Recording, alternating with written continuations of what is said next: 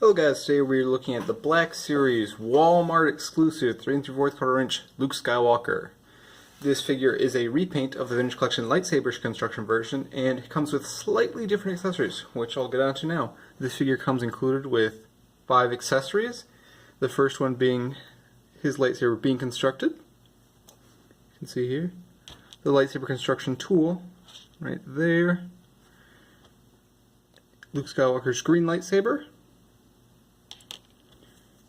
a nice cloth robe, which is removable, and then finally a additional removable belt. And this figure is a slight repaint over the Vintage Collection in a very few fashions. The first one being the eye paint is much more inconsistent on the Black Series release, so if you've got wonky eyes, most likely Black Series.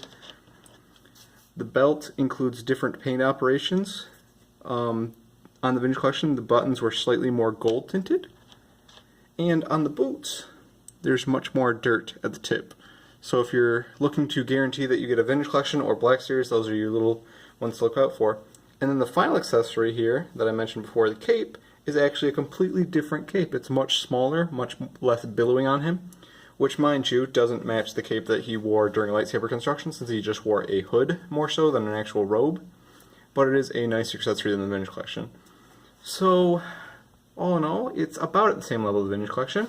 It features all the articulation as the Vintage Collection one: ball jointed head, swivel torso, ball jointed shoulder, ball jointed elbow, ball jointed wrists, which are very nice on a Jedi figure, ball jointed hips, which are also just as nice, ball jointed knees, and then finally ball jointed ankles.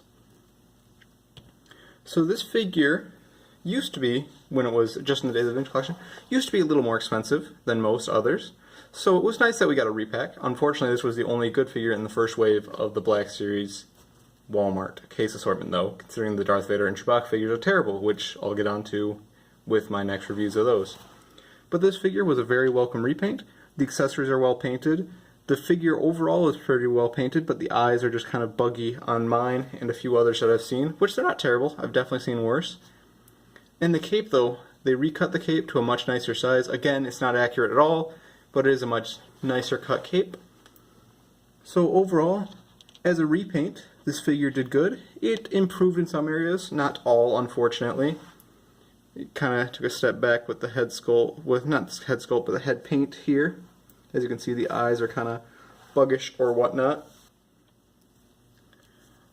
But yeah, this figure is great though, and I'm glad that they released it, especially with the barge coming out, as it works with a great Jabba's Palace Luke.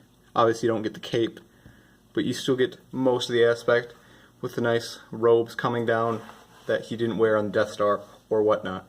So overall, I'll give this figure an 8 out of 10. Since it was just a welcome repack, it came at a slightly higher price point, but that's fine. Toys are getting more expensive. You just have to kind of live with it, unfortunately.